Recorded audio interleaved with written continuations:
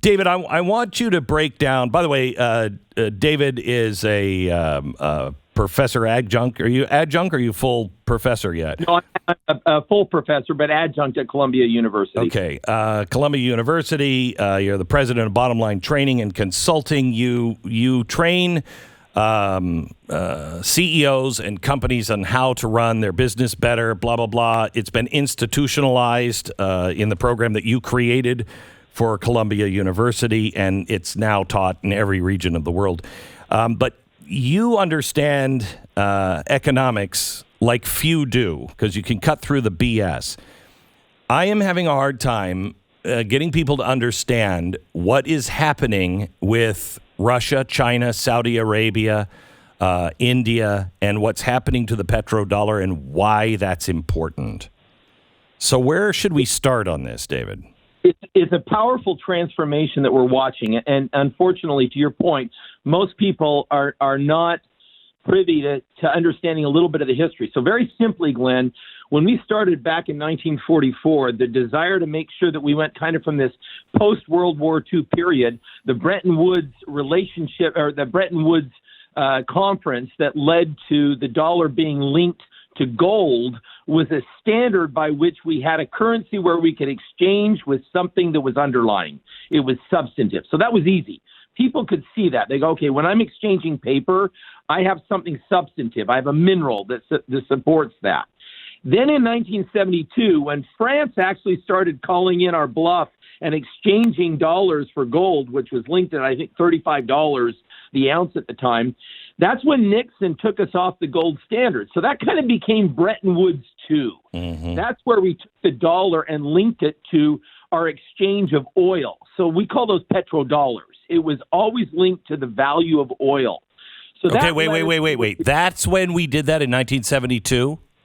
That's correct. 1972 to the present is what we would call the petrodollar. That's where the U.S. dollar was linked to the price of oil. And we said at the time that you can't buy oil anywhere in the world outside of U.S. dollars. That was the only currency that would buy that oil?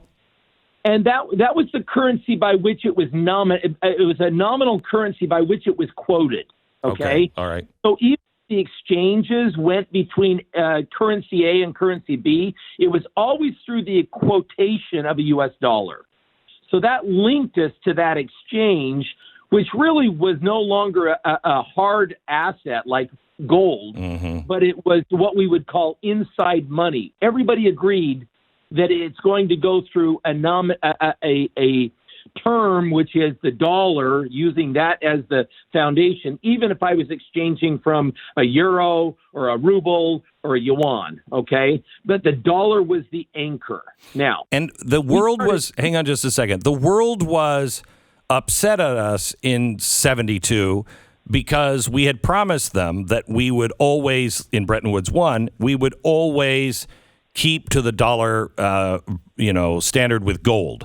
And always. And then when we violated that, we did the oil thing. And then we also said, but the good news is we're going to be consumers. So we'll start shipping jobs your way because we're just going to buy. We have everything we need. We're just going to buy your stuff now. So we'll build your economy.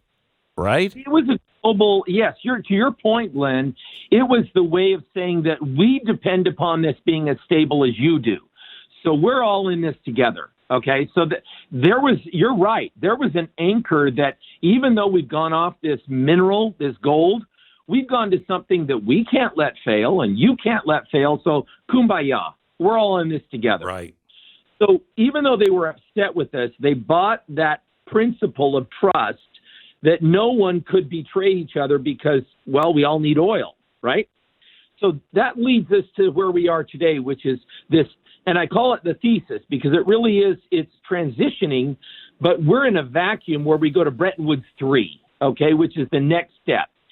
That next step now shifts us to something that just occurred this last week, which was sanctions on the very element that we promised would be the bedrock of exchange. When you sanction Russian oil, be it good or bad. That's a policy. That's above my pay grade. I'm an economist, right? Mm-hmm. When you sanction it based upon a policy, you have just now made oil that has an R in front of it, Russian, cheap. And oil that has other in front of it, very expensive. So now you've created what we call arbitrage, the concept that you don't have stability. There's no stability like gold would have given us or even petrol would have given us before. Because gold would have held its value no matter where it was from, and you had that value there in your own home country? Authentic and organic, yes. Even though the U.S. carried the largest amount of gold, which is how we negotiated the dollar to be linked to that gold, right? Yeah. It's still, you still could mineral. I mean, right now, China is the one that is mining more gold than any other country in the world. Okay, so you still could mine that mineral and you could have it. But when we linked it to the dollar, will be linked to oil in the way in which we barter and negotiate, and then we change the pricing of that oil based upon sanctions. We just threw Bretton Woods 2 or the petrodollar into the tank. We threw it away. It's gone. Now, can it be recovered? Well, if sanctions were to go away today, you might be able to recover, but now you have enormous instability in the comfort level of the world saying, wait, if I buy Russian oil, it's really, really cheap, and I can't because sanctions say I can't. Black market enters, okay? Mm-hmm. Or now I can buy expensive Western oil, which we shut down the pipelines and other things based upon individual policies of countries, right? But that's very expensive. So what do? What do you have or who do you have that can come in and fix this arbitrage, fix this difference? There's nobody large enough, most hypothesize, except for China. So what does China do? They can go in and buy Russian oil cheap. They could sell Russian oil expensive. And now we create a completely different monetary basis. No longer is it gold. No longer is it oil. It's commodities. So we shift into a completely different monetary system based on commodities, of which the U.S. no longer has a voice. It can offer commodities, but it no longer controls the narrative. And that changes an entire monetary system whereby the dollar now either becomes incredibly worthless or the dollar could become weaponized, where the dollar becomes useful to the U.S. amongst its friends. So those that we exchange dollars with, that becomes a dollar-based economy. Those that China exchanges with, that becomes a commodities-based economy. You end up with two completely different monetary systems and a world disrupted without any continuity that was established in Bretton Woods 1. Okay, so yes, it does so far. But I'm going to take a quick 1 minute break, let you catch your breath, and then I want to understand. Yesterday, technically, Russia went into default because they had to pay for their bonds in dollars, but they couldn't change their rubles into dollars. And I don't understand exactly how this works, but I do know after a 30-day waiting period, what this has made the rest of the world say is, wait, I can't trust the central banks, the Western banks, because if I have the money, but they won't let me pay for it, then my gold and everything my money is not safe outside of my own country. You can't just do that. That's my understanding of it, but I don't think I have it right. And I'll ask you to explain it here in just a second. All right. So David Buckner is with us. David, did that question even make sense that I just asked you? Yeah. In fact, Glenn, as you stated the question about trust, right? And the idea that people can't rely upon, or even countries can't rely upon or trust the system, the monetary system, to pay. You're spot on. Think about it this way. You have central banks that have always relied upon the fact, whether it was the gold or petrol in Bretton II, they've always relied upon the fact that they could liquidate. They could liquidate and pay their bills. We just froze, when we talk about that, the sanctions that have been imposed, we've frozen the reserves. And and Russian reserves, now frozen, are effectively creating, as you noted, the inability for Russia to pay its bills. There's your default. That was the question of default. Well, now if you're saying, but hold on, if central banks and the reserves can be frozen and I can't pay my bills because I can't resource that, now I don't even know if my resources could be frozen. So all of a sudden you created a sense that individual countries might be concerned that they can't trust the reserve system to allow them to have access.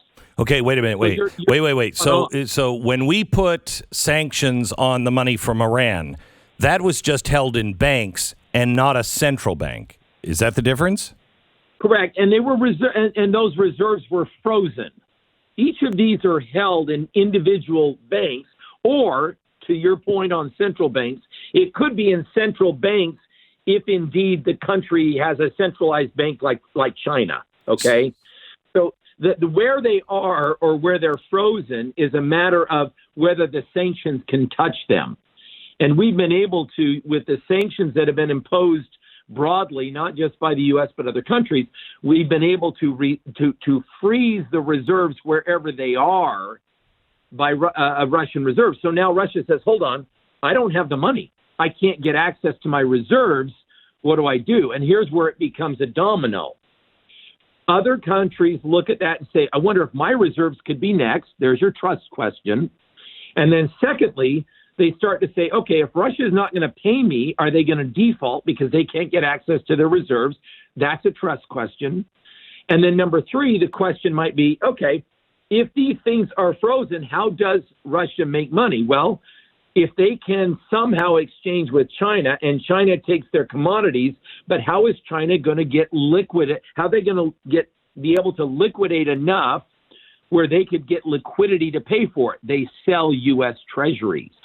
China's holding $1 trillion in U.S. treasuries. Now, tell me, Glenn, you and I both know when you dump something on the market, the price goes down. Correct. So immediately, if U.S. starts to see that China is dumping treasuries, Russia's got U.S. treasuries. They dump U.S. treasuries. All of a sudden, our treasuries start to tank. And what happens? We start to see hyperinflation. So the domino here is not only that trust piece that you identified of a reserve, trust of being able to get money from Russia, but even if we could get money, the method they may use to get that money to pay it could be damaging largely to certain countries when they start to dump the treasuries. And that becomes the problem, kind of the ripple effect. The stone drops, and then you see the ripple in the water. So, David, I can't tell you how many people I talk to, and I'll talk to them about what the Treasury's own white papers and the Fed's own white papers, the Hamilton Project up in Boston, what they are talking about with a digital currency, which would replace the current currency and be a reset for us. Or I talk about, hyperinflation, and people just say it can't happen here. It just won't happen. It won't happen. But nobody has that control. The politicians or whoever won't let that happen. I'm like, wait, but that's what they're telling us that they are going to do. What we're betting on, Glenn, we're betting on the fact that we're the largest consumer in the world, so everybody needs us. I think that's a risky bet, but we are, okay? We don't pay our bills fully. I mean, we pay them, but then we run our debt, and then we raise our debt ceiling. So that's number one. Number two, we're betting on the fact that the dollar still has significant value because so many countries are holding it. And we think, well, you're holding our dollar. If you devalue it, you guys are going to hurt yourselves. That's a risky bet. They could go into they could either go commodity based or somebody could really get aggressive here and play cryptocurrency game and move completely out of the dollar, right? And then the third part is we're betting on the fact that we're strong. We're the global police officers. Well, we've had a couple of events this year that haven't manifested our ability to really rise up and be trusted in that area to where we're not being seen as that strength that they can rely upon. So those have been the three things that we're kind of going to the market with some swagger, saying, you know what? You can't afford to allow us to have hyperinflation. You're not going to dump the dollar. You're not going to dump treasuries. In reality, you're starting to see many of them kind of on the sidelines doing it without us paying a lot of attention to Correct. it in a way. Could it be immediate? I don't think it's going to be immediate because they're holding too many of our dollars. But over time, you're going to start seeing them divest themselves, just like Russia and China are doing, of our treasuries to liquidate and get out of dollars. So now, when they do that, we're only betting on, hey, we're consumers, you need us. And at that point, I'm not sure we've got a leg to stand on that is as firm as we think we have. how much time do I have, Sarah? I have 1 minute. There's so many questions I have. I saw something frightening yesterday, and perhaps I don't understand it, but they're saying if Russia defaults, there won't be enough liquidity to cover the CDOs. And that's what caused all the problem in 2008, right? This is analogous, Glenn. It's analogous, but it is a much larger institutional piece of which I'm not sure China and others would want to see Russia Happen. default, seeing so many players.